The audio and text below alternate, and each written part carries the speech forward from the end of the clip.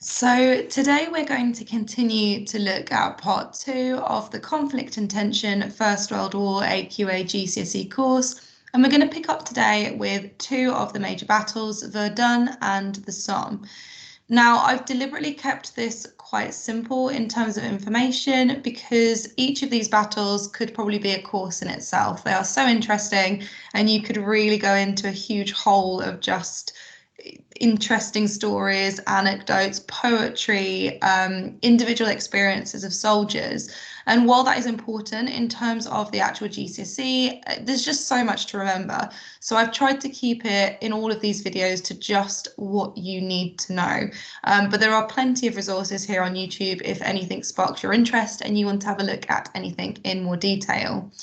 If you haven't already revised part 1, so the long-term causes of the First World War, the assassination, Morocco and the Balkans, or if you're not clear with the Schlieffen Plan and trench warfare, then I do have videos on this channel that could help with that. They're all entitled Revise With Me, and then it's got the title of the individual topic. But today in this video, we're going to be looking at Verdun and the Somme. So we'll start off with a nice little starter activity. There are some questions here for you that you could just have a go at. So you need to write down the questions with maybe 2 lines in between. So question 1, why were trenches made? Question 2, what is a stalemate? Question 3, what is a war of attrition? And there's 2 challenge questions as well. They're harder because we haven't revised them yet, but you would have done it originally in the course when we first studied it. So firstly, how did technology develop throughout the war? Can you give some examples? And secondly, what is the naval blockade and what was the impact of it? So you can either write these down or you can do them mentally in your head, and we'll feed back in just a second. You might want to pause this just so you've got a chance to come up with the answers.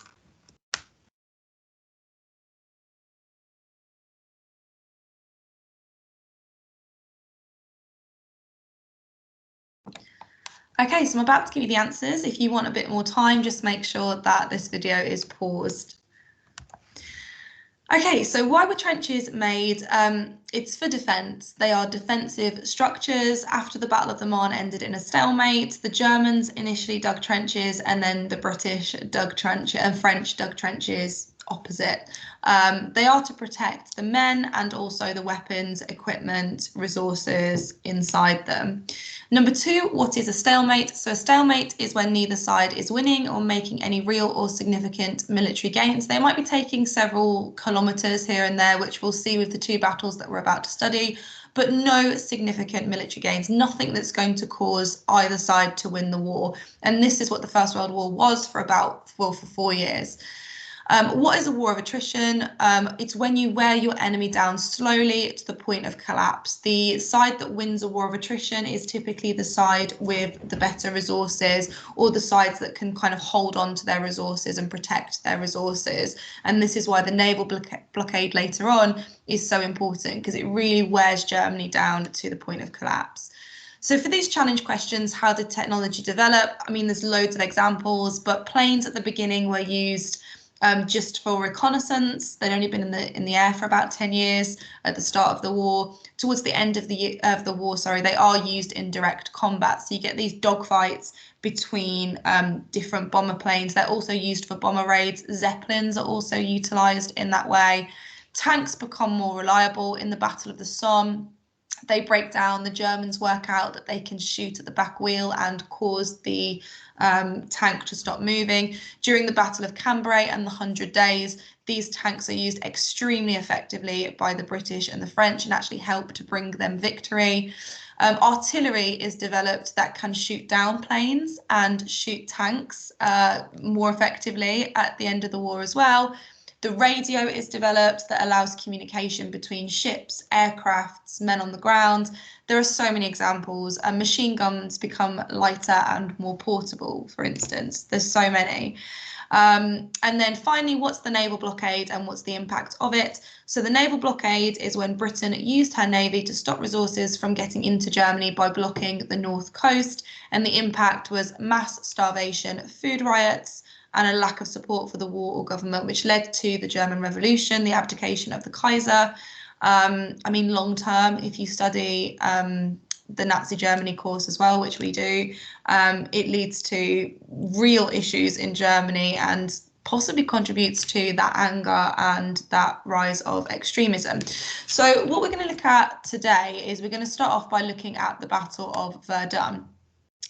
So you can write this as a title, a subheading, but the first part of this video is just going to be a deep dive into Verdun. Keyword that you need, Verdun. It's the strongest town in France. It has 20 large forts and 40 smaller forts, so 60 forts in general. Just a reminder, we have done this a couple of times before, but what is a fort? A fort is a strong defensive structure that is designed to help protect a country or a region. And this is a diagram of a fort. It's not a fort at Verdun, but this is the only diagram that I could find. But you can see these thick walls. It's quite a big structure.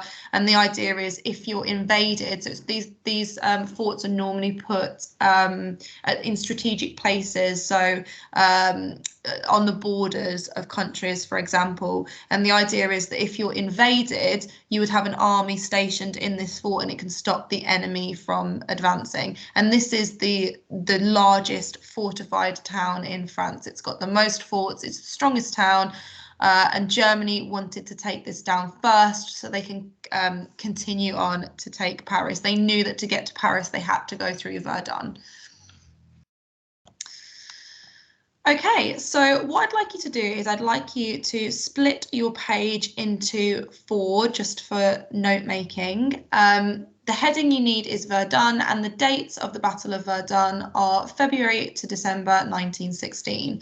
The headings that you need in each box are the start of the battle, so the causes, why the battle began, the aims of the Germans, for instance, the German advance, which is box 2.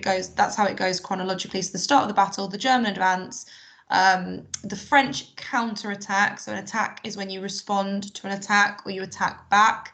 And then finally, the end of the battle, the impact, the consequences, the results. So I'll just give you a little bit of time to copy that down, but you might want to pause the video.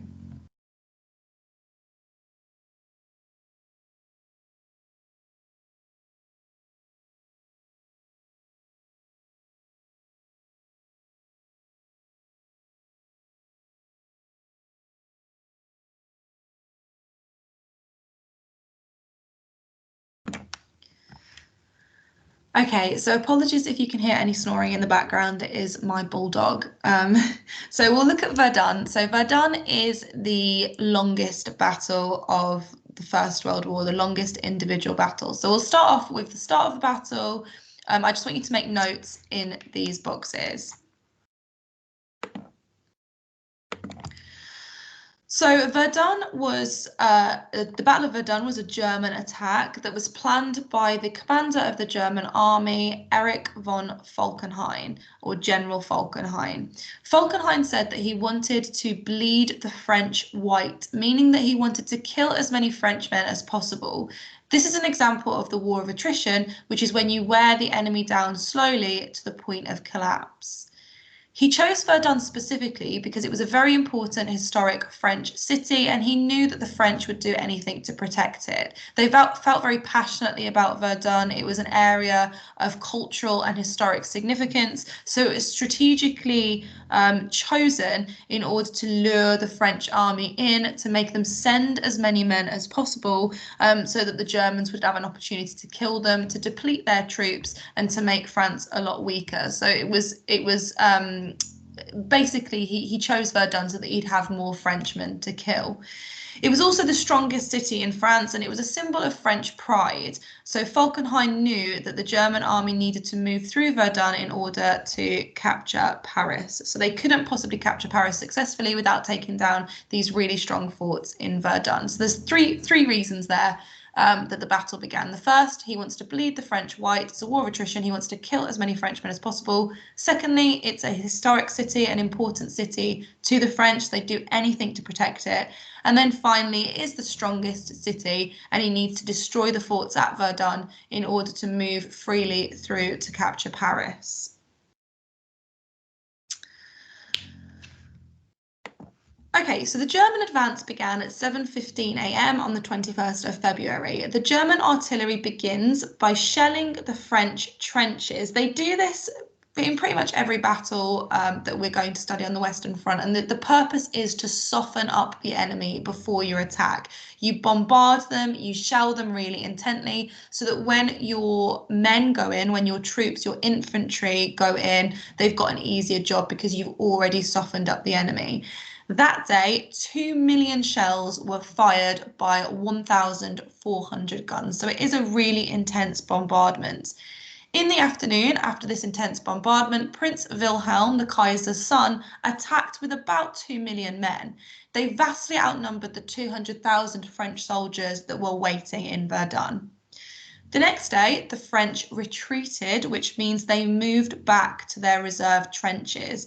And by the 24th of February, 3 days into the battle, they had been forced into their third line of trenches that was only 8 kilometres from Verdun. So they are literally being backed up. They're moving backwards and backwards into the next line of trenches. They're in their final line of trenches. They've got nowhere to go. And the Germans are only 8 kilometres from Verdun. It was looking really, really bad for the French, and it was looking like the Germans might win. So the French have to come up with some kind of counterattack. So this is the initial German advance that you need in that second box. You might want to pause just to fill in that box. So now we get the French counterattack. So the leader of the French army, General Joffre, decided that his only option was to try to kill as many Germans as possible. So you see in the cartoon here, he said, we must do something, let's bleed the Germans white. So remember, the Germans are trying to bleed the French white. He's saying, right, it's a war of attrition. You want to kill as many Frenchmen as possible. If we're going to go out, we're not going to go out without a fight. So we are going to attack and kill as many Germans as possible as well. So what he did was he made a crucial decision, and he ordered every spare French soldier to Verdun. And in total, 259 of the 330 French regiments fought at Verdun. So a regiment is a specific group within the French army. There are 330 regiments or groups, and 259 fought at the Battle of Verdun. That's a huge amount. He also sets up a road called the Sacred Way so that supplies and men could get to the battle quickly and more easily. This ensured that the Frenchmen fighting at Verdun didn't run out of crucial supplies that they needed. By early March, the German advance had slowed down significantly, with them only advancing another 3 kilometres. Remember, they'd advanced really quite quickly within those first 3 days, but now they've slowed down. And in April, the French began their series of counter-attacks. And this was a pattern that would continue. One side would attack, the other side would counter-attack, the other side would attack, counter-attack. And in late June, the Germans took one of the city's large forts, but this was the Germans' final success. So this is what you need in that third box on the French counterattack. You might want to pause this, but the important points that you need that the French are now also trying to bleed the Germans white. You need that statistic about the 259 out of the 330 regiments fought at the battle. You need about the Sacred Way and this pattern of attack and counterattack. Okay, so the end of the battle, or the impact, the battle eased in July when the British strategically attacked the German trenches at the River Somme. This meant that the Germans had to send men to fight at the Somme, which took the pressure off the French at Verdun. And the French then took this opportunity to take back the city of Verdun and many of its forts. By the end of the battle, 23 million shells had been fired, Verdun had been completely destroyed in the process, and 315,000 French soldiers had been killed. The Germans had lost about 280,000 men. The farmland around the city was declared a red zone because the amount of unexploded bombs, and 9 villages were destroyed. The French never rebuilt these villages and left them as memorials that are known as the villagers that died for France. The French saw themselves as the winners because they kept hold of Verdun. They were still in the war. Paris hadn't been captured, but the Germans thought that they had won because they had killed more Frenchmen. But in truth, the battle ended in a stalemate, and the war remains a stalemate with neither side making any real military gains. Okay, so this is an important link between the Battle of Verdun and the Battle of the Somme because they happen around the same time. So the Battle of Verdun does continue while the Battle of the Somme is being fought, but it really slows down. And the reason it slows down is because a lot of the Germans that were fighting at Verdun had to be redeployed to fight at the Somme because they needed to protect the German trenches there. You need these numbers about the casualties, so you need to learn the statistics that 315,000 French soldiers died and 280,000 Germans, but crucially you need to know that each of these battles on the Western Front do end in stalemate. That's really, really important because you could be asked a question about the stalemate in general, and it's crucial that you know that every one of these battles ends in a stalemate and that stalemate continues for 4 years. Okay, you might want to pause, go back over this information. I know that I've gone through it really quickly. As I said, I've tried to keep it very simple in terms of just what you need to know because it's really easy to get confused between these battles. There's quite a lot of information to learn, so I have tried to keep it to just what you need to know. What we're going to do next is we're going to break it up by looking at a source, and then we'll move on to the Battle of the Somme. So this is the source that we're going to look at. And we can kind of go through this together. We can talk about what the source shows quite briefly. But what you need to do is you need to have a practice of this question. So question 1 on your paper will ask how you know a source is either critical or supportive of something. Sometimes it will use the word opposes. So this source opposes Germany, or this source is critical of Germany at the Battle of Verdun. How do you know? This is just an example, and you need to explain 2 ways that you know.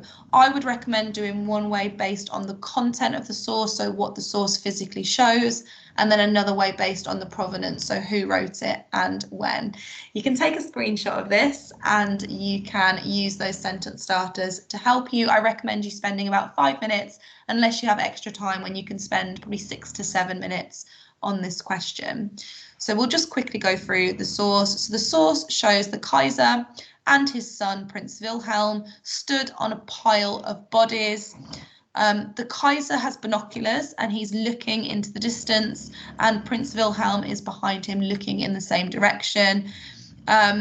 Prince Wilhelm is saying, "Father, we need a higher pile to see Verdun." Now, what this source implies is that they've killed a lot of French men. The French casualties are quite high. If we look back at our knowledge, we know that the French lost 315,000 men, which is a significant amount. But what the Kaiser's son is acknowledging here, that it's not enough. They haven't fulfilled their objective of bleeding the French white, so bleeding the French until the point of collapse or surrender. They certainly have not captured Paris, and they certainly haven't knocked French out of the war. So despite this huge death toll, they still haven't achieved their objectives. And it was made by the British in May 1916, which is just before the British launched their attack at the Somme to support the French. So that should help you with your answer. Okay, so now we're going to move on to the Battle of the Somme. I've kind of got 2 keywords here. So the first one is reconnaissance. So reconnaissance is gathering information about enemy. It's meant to say plans, sorry. Gathering information about enemy plans. They did use reconnaissance planes to do this, so aircraft that could fly over the enemy trenches and spot weaknesses in their defense or kind of see what the enemy is doing, and then generals can use it to formulate their own plans. And then the second keyword you can write down if you want is General Douglas Haig. He led the British at the Battle of the Somme and also Passchendaele, which we'll do in the next video. And his mistakes earned him the nickname the Butcher of the Somme, which implies that he's a murderer and he's responsible for the amount of deaths that happen at this battle.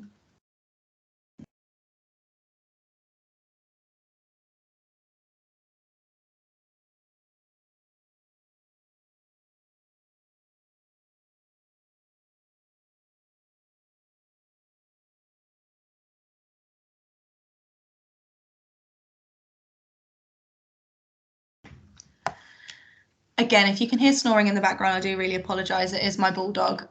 She's taking a nap at the moment. Okay, so the Battle of the Somme will do the same structure just because it's easy to make notes in this format. You can obviously go back through this and make revision cards if you want, make thinking maps. You should have your revision guides. You can do various things to you can do a comic strip if you want to. If you're somebody that enjoys drawing and maybe you've got a bit more time, you could do comic strips on each of these battles to help you process it. You probably don't have that much time now, but literally you can transfer these in so many different ways, transform these in so many different ways. But I just think this is an easy way to make notes while you're listening to the video. So divide your page into 4. The heading can be the Somme or the Battle of the Somme, and this runs from July 1st to November 1916. This is the deadliest battle of World War I. So if Verdun was chosen for your course because it's the longest, the Somme was chosen because it is the deadliest. So the 4 headings you need on your page is the start of the battle, the British plan, the first day at the Somme, or why was the first day a disaster? You could just put the 1st of July 1916 there if you want to, and the end of the battle, the impact, the consequences. So I'll mute myself just to give you enough time to do that, but you might need to pause this video.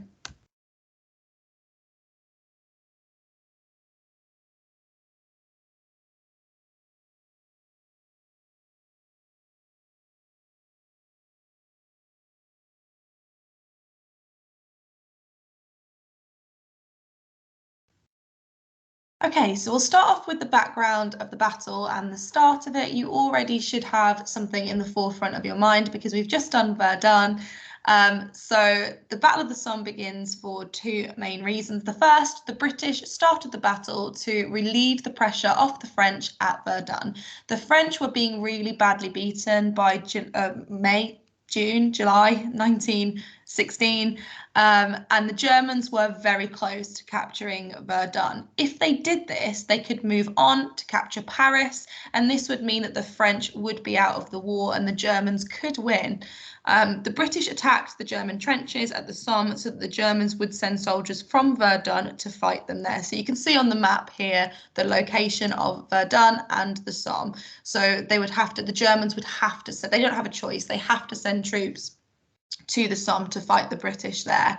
Secondly, each one of these battles is begun as a kind of opportunity to break the stalemate and win the war. So the Germans started Verdun in order to break the stalemate and win the war by bleeding the French white and knocking the French out of the war.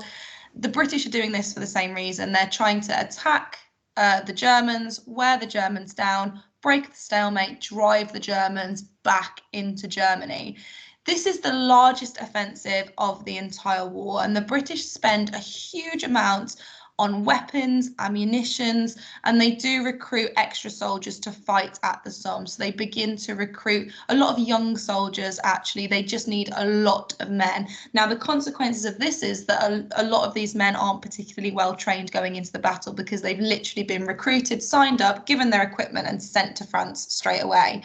So they didn't know how bad it was going to be, and also they were not adequately prepared in terms of training. So although the British have quite a lot of soldiers, they're not particularly well trained at all. So we'll look at what happens. So the British plan, General Haig plans the Somme offensive to be the battle that wins the war. And as I said, he gives everything to this. He builds up equipment. He really sends a lot of men into the Somme. So it is intended to be a very big offensive and an offensive designed to break the stalemate and win the war. The British plan of attack is really quite simple. Artillery would bomb the German trenches for a week to soften up the enemy. So similarly to what the Germans were doing at Verdun, you use your artillery, which is this picture here, to soften up the enemy so that when your infantry goes in, your troops, your men on foot, they'll have an easier job. They thought that the exploding shells that are fired by the artillery would destroy barbed wire, machine gun nests, and the German trenches and kill many German soldiers, which means that the British soldiers could then walk across no man's land in straight lines and capture the German trenches. Any German still alive would be taken prisoner. The British would then go on to drive the Germans back into Germany and win the war. This is the very simple plan. So here's a picture of artillery. They are these huge cannon-like guns that shoot shells. Shells are bombs that explode upon impact. They cause a lot of damage. Okay, so what goes wrong? The plan goes wrong really, really quickly. It goes wrong on the first day, which is the 1st of July 1916. The French are supposed to support the British at the battle, but they were still defending Verdun, so the British ended up attacking alone. So straight away, Haig's huge plan of this massive offensive, it was still the biggest battle, but at the same time it was a lot weaker than they were a lot weaker than they would have been. They were supposed to be supported by the French and they were not. So the British had to attack alone. British artillery began bombarding the German trenches on the first day in July 1916. However, the Germans had gotten to the Somme first, and they had started to build sophisticated, strong trenches with dugouts deep underground that would keep their men and their weapons safe. They also had a third line of trenches, which gave extra protection for their first line if it was destroyed. Now, the British were aware of 2 lines of trenches initially, but British reconnaissance planes flew over the German trenches and reported that there was a third line of trenches, that the Germans had higher ground, their trenches were quite sophisticated, they had dugouts. This was all reported back to Haig, but General Haig ignored the warnings and continued on with the plan regardless. The bombardments began, which is the bombing of the enemy trenches on that first day.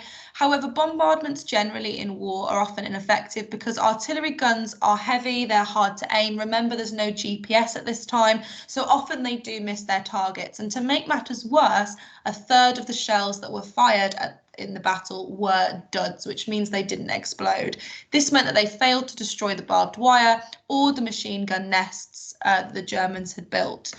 Regardless of this, Haig ordered 100,000 young and inexperienced soldiers over the top on the first day. So he ordered them out of their trenches to begin this walkover. So they were going to continue to walk in straight lines across no man's land to capture the German trenches, despite the fact that the bombardment had been ineffective. And Haig arguably knew this. On the first day alone, 20,000 were killed, most of them within the first 20 minutes. And 57 more were wounded. So it was a colossal loss for the British. Despite this fact, the battle continued. It continued for several months.